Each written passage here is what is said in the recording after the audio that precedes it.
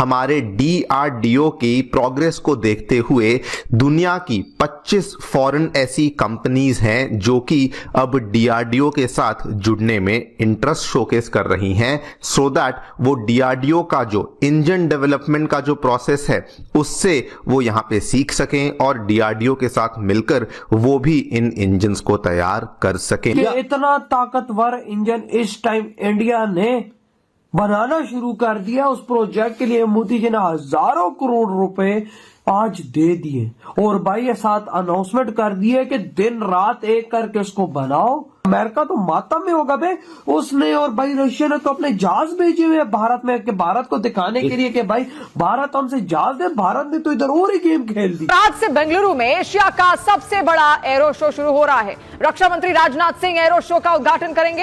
Air show आज से 14 फरवरी तक चलेगा। पहली बार 2 देशों के 5वीं पीढ़ी के फाइटर एयरक्राफ्ट भी दिखेंगे।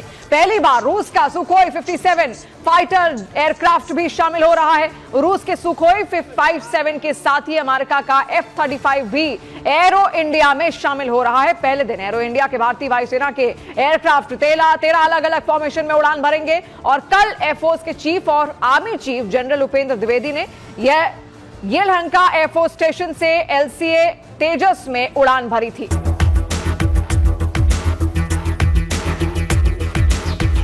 ये तस्वीरें इस वक्त सोशल मीडिया पर खूब वायरल हो रही हैं।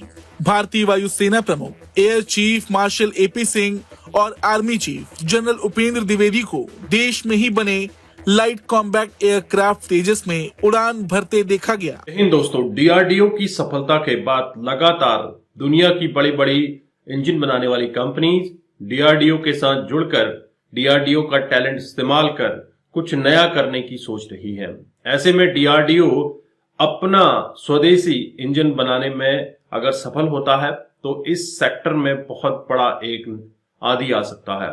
इसके ऊपर पाकिस्तानी पब्लिक और पाकिस्तानी मीडिया क्या डिस्कस कर रही है हम इस वीडियो में देखने वाले हैं। हमारे DRDO की प्रोग्रेस को देखते हुए दुनिया की 25 फॉरेन ऐसी कंपनीज हैं जो कि अब DRDO के साथ जुड़ने में इंटरेस्ट शोकेस कर रही हैं, सो दैट वो DRDO का जो इंजन डेवलपमेंट का जो प्रोसेस है उससे वो यहाँ पे सीख सकें और DRDO के साथ मिलकर वो भी इन इंजन्स को तैयार कर सकें। DRDO इवन दो बहुत सारे सेटबैक्स DRDO ने यहाँ पर देखे, लेकिन फिर भी DRDO लगा रहा, DRDO परसिस्टेंट था। उसी का परिणाम था कि कावेरी इंजन यहां पर बनकर तैयार हुआ जिसका फाइनल अप्रूवल गवर्नमेंट के द्वारा दिया गया।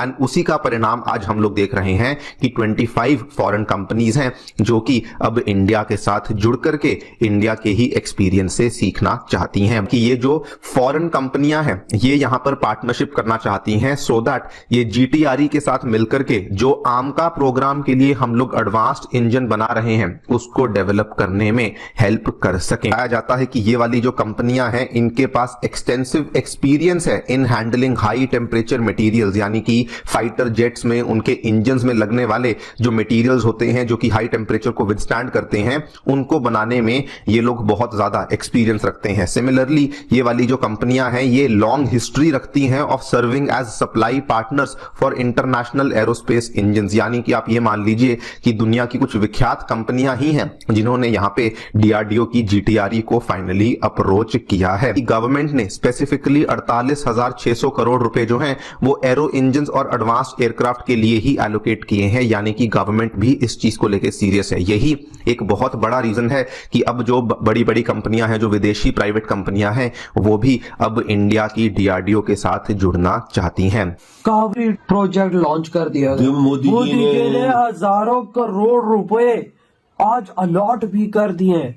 मतलब कि ये इंजन जैसे ही बन गया 12 टेक्नोलॉजी में इंजन की अमेरिका को भी पछाड़ देगा। ये वजह रशिया में जो है इसमें लगा हुआ जो इनका भाई रशिया कोई नहीं है, रशिया इस लीग में पीछे F-35 से भी ज्यादा ताकतवर है। मतलब कि भारत का ये काफी आपने अंदाजा लगा ले मोदी मतलब कि इतना ताकतवर इंजन इस टाइम इंडिया ने बनाना शुरू कर दिया। उस प्रोजेक्ट के लिए मोदी जी ने हजारों करोड़ रुपए आज दे दिए और भाई ये साथ अनाउंसमेंट कर दिए कि दिन रात एक करके इसको बनाओ ताकि भाई हम अपना एमका में इसको यूज करें। कहीं एमका बंद तो नहीं गया? क्या पता यार, तैयार हो गया हो ये चीज तो है वजह। क्योंकि इंडिया ने दिन रात इस पे काम शुरू किया हुआ है। तभी तो भारत कह रहा है इंजन इंजन इंजन, मतलब इंजन के पीछे भारत हाथ धो के पड़ा हुआ है जनरेशन की। क्यों?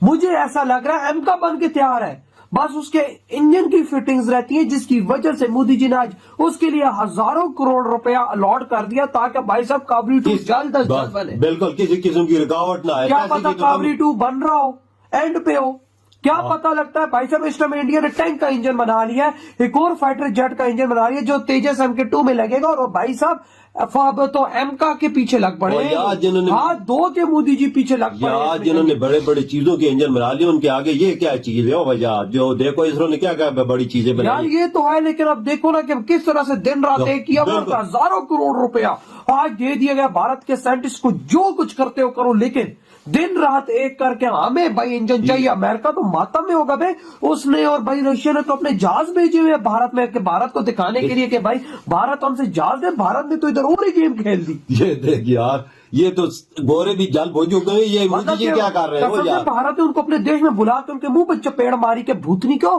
बनाएंगे, तो अपना बनाएंगे, नहीं तो तुमसे नहीं लेंगे। ये बात भी तुम्हारी क्या पता भाई साहब साल के अंदर अंदर एमका सबके सामने हो भाई।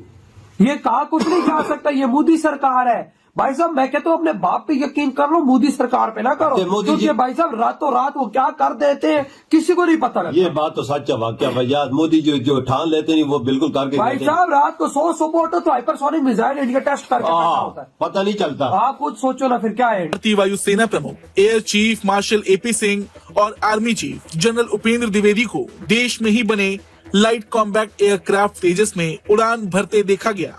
आज का दिन अपने आप में ऐतिहासिक रहा। आपको बता दें, बेंगलुरु में एरो इंडिया शो का आयोजन किया जा रहा है। 10 फरवरी को ये कार्यक्रम शुरू हो जाएगा, जो अगले 5 दिनों तक चलेगा। और उससे एक दिन पहले दोनों चीफ ने LCA तेजस फाइटर प्लेन में एक साथ उड़ान भरी। और देखा भी जाए तो ये उड़ान एक संदेश है उन देशों के लिए जिनसे भारत की सीमा पर तनातनी देखने को मिलती है। ये उड़ान देश के रक्षा बलों द्वारा स्वदेशी और मेड इन इंडिया हथियार प्रणालियों के लिए समर्थन को प्रदर्शित भी करती है। साथ ही साथ ये भी दर्शाती है कि भारत किसी भी तरह की चुनौतियों का सामना करने के लिए तैयार है। बेंगलुरु के इतिहास में जाबाजी की एक नई कहानी आज लिखी गई। पिछले कुछ सालों में भारतीय वायुसेना कितनी मजबूत और आत्मनिर्भर हुई है, ये बस उसकी एक झलक थी। जिस विमान में दोनों चीफ ने उड़ान भरी वो रक्षा अनुसंधान एवं विकास संगठन की तरफ से डेवलप स्वदेशी विमान का ट्रेनर एडिशन है। बता दें कि तेजस को भारत में ही बनाया गया है। ये विमान पूरी तरह से स्वदेशी लड़ाकू विमान है और ये पहला मौका था जब दोनों सेनाओं के प्रमुख एक साथ स्वदेशी निर्मित प्लेन में उड़ान भरते देखे गए। तो दोस्तों, आपने ये वीडियो देखी और आपने एक्सपर्ट्स को सुना। आपने देखा कि एक्सपर्ट्स जिस तरह से कह रहे हैं कि इसरो जो पहले ही स्पेस सेक्टर में अपना लोहा मनवा चुका है, ऐसा ही कुछ अब DRDO करने वाला है। DRDO ने हालांकि काफी फेलियर्स देखे हैं, लेकिन अब इस सेगमेंट में खास तौर पर जो हैवी इंजन्स हैं, जैसे जेट के इंजन्स हैं, इसके लिए भारत काफी समय से अमेरिका से डिमांड कर रहा है, लेकिन अमेरिका ने 1-1.5 साल से ये डिले किया हुआ है ताकि भारत अपना 5th जनरेशन फाइटर ना बना सके। हालांकि भारत यह कर सकता है, लेकिन इसके लिए फंड की आवश्यकता थी। भारत सरकार ने लगभग 48,000 करोड़ इस सेगमेंट को दे दिए हैं और इस पर बहुत ही तेजी से काम हो रहा है। नरेंद्र मोदी ने कहा है कि जल्द से जल्द कैसे भी आप इंजन बना के दीजिए। तो लगातार वैज्ञानिकों का जत्था यहाँ पर काम कर रहा है और इसी सिलसिले में 25 फॉरेन कंपनी जो कि अलग अलग एक्सपर्टीज रखती है इंजन्स के मामले में, यहाँ DRDO के साथ जुड़कर काम करना चाहती हैं। हालांकि DRDO और इन कंपनीज के बीच करार हो रहा है और अगर यह इंजन बनाने में सफल होती हैं और DRDO यहाँ पर इंजन बना लेता है तो भारत के लिए फाइटर जेट बनाना कोई बड़ी बात नहीं होगी। जैसे जैसे समय बीतता जाएगा आप देखेंगे आने वाले 3-4 सालों में कुछ न कुछ नया डेवलपमेंट हमें DRDO कर देगा।